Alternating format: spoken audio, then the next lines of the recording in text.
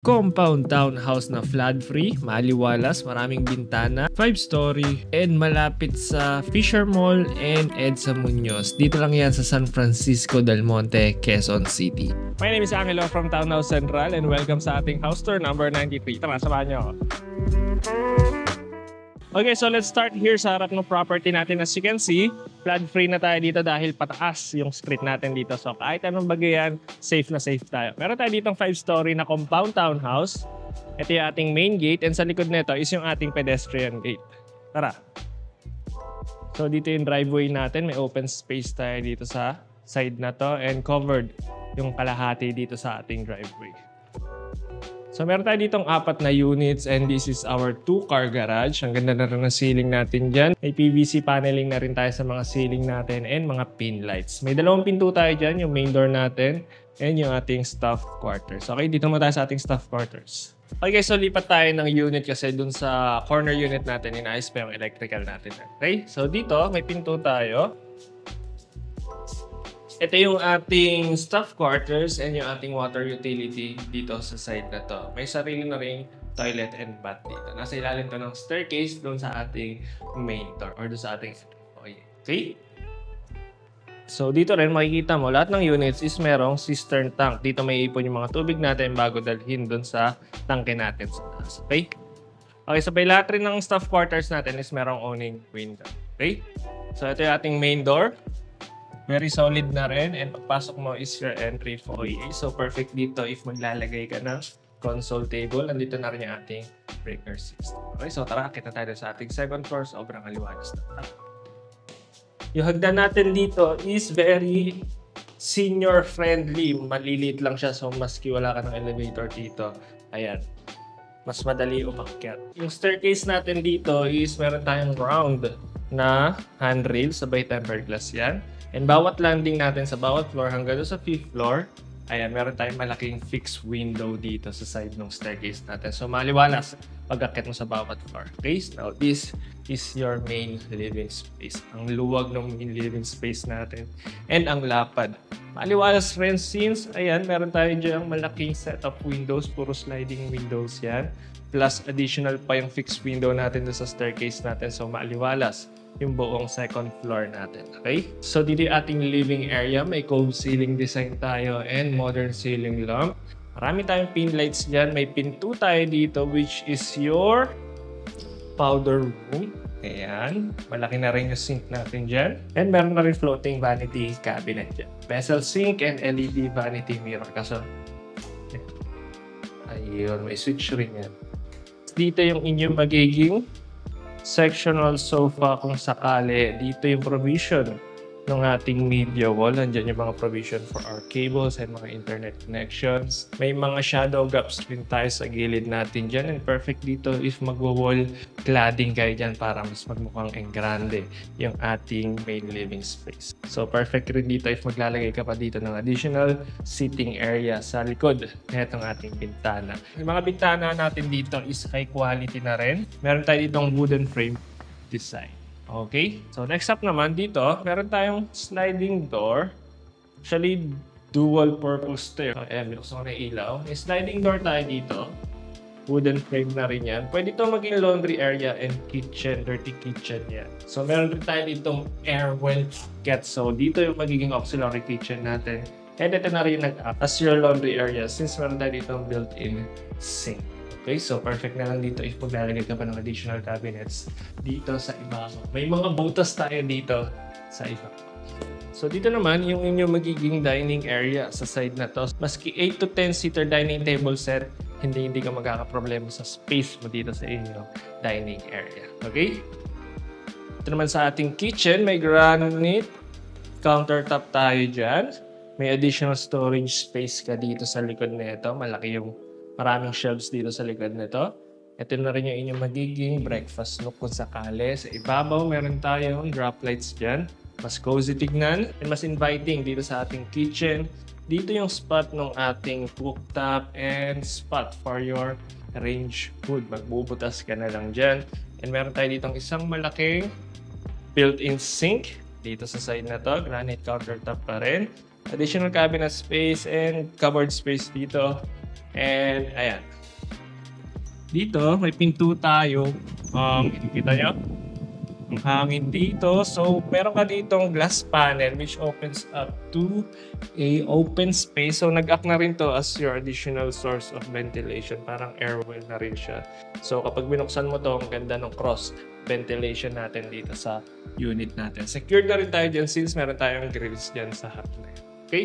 Now, kung hinahanap nyo kung saan yung spot ng ating refrigerator, I think perfect kung dito yan sa side na to. Or dito. May mga outlet naman tayo dyan. Pwede rin dito sa side na. Depende sa inyo. Pero ang daming option nyo kung saan nyo ilalagay yung refrigerator natin. So, yun lang para dito sa ating second floor. Akin na tayo sa third floor natin. Andun yung ating mga bedrooms. Yan yung master bedroom natin. Tara! Again, yung mga staircase natin, hindi nagkulang sa source of natural light. May fixed window tayo sa ibabaw and may owning window tayo dito sa baba. Okay? Bakit again dito sa third floor natin? Meron another fixed window dito pag-akit mo sa third floor ninyo. And dito, okay, so medyo madilim dito since ito yung corner unit natin. And mas ginusto kong ma-videohan natin yung may balcony na unit. Ito kasi yung corner unit natin. So may balcony dito sa bedroom 1 natin. Okay, tara. Ito yung hallway natin. Flooring natin dito is Narrowwood Parquet. Behind this door is your bedroom number 1. Again, wala tayong ilaw pero at least nakikita nyo kung gaano pa rin kaliwanag dito dahil meron kang balcony dito sa ating corner unit. Flooring pa rin natin dito is Narrowwood Parquet. Dito yung inyong magiging media wall. Dito yung inyong magiging headboard pag ganun yung kama ninyo kung sakali. Then sa harap ninyo is merong ensuite toilet and bath. Wall-mounted vanity cabinet with vessel sink. So, lalagay ka na lang dyan ng LED vanity mirror. Yung toilet natin and yung shower area natin malapad yung shower area natin dito. And additional owning window dito for our ventilation. Okay? And then dito, yung ating built-in wardrobe. Ayan. Very slick na rin yung pagkakagawa dyan and pulido yung cabinet natin. Okay, marami na rin tayong pin lights dyan, may shadow gaps.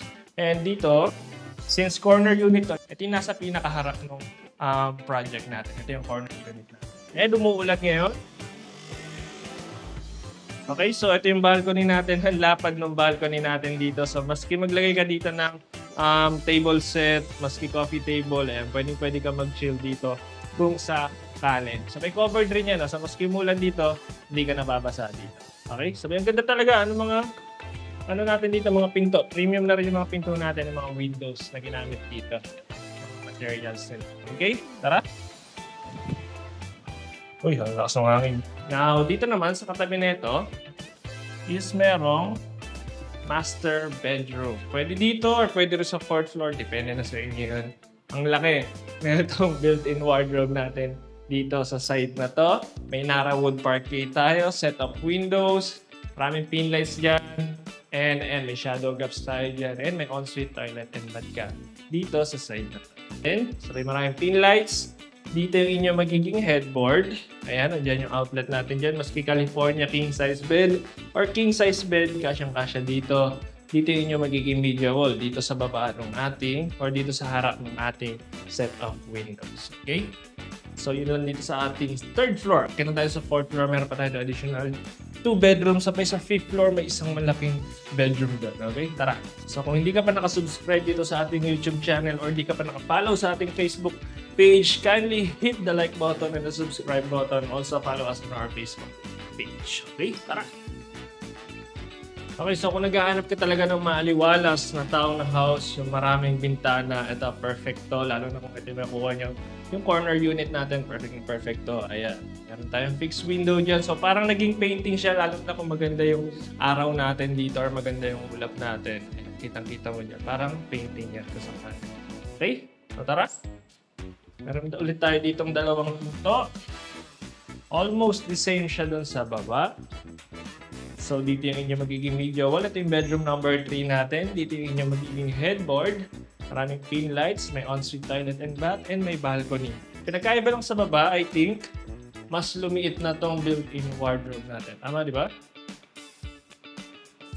So, ito yung balcony natin. Ito yung corner unit natin. So, ito lang yung may balcony. Okay? Pero yung mga inner units natin is walang balcony. Okay? Pero mas maluwag. Mas maluwag yung bedrooms natin. Ito yung ensuite toilet and bath natin. Same na same lang doon sa baba. Meron tayo ditong wall-mounted vanity cabinet with vessel sink, toilet, and yung shower area natin na malapan. Okay? Ayan, yun ang nagbago dito. Mas lumiit lang yung cabinets.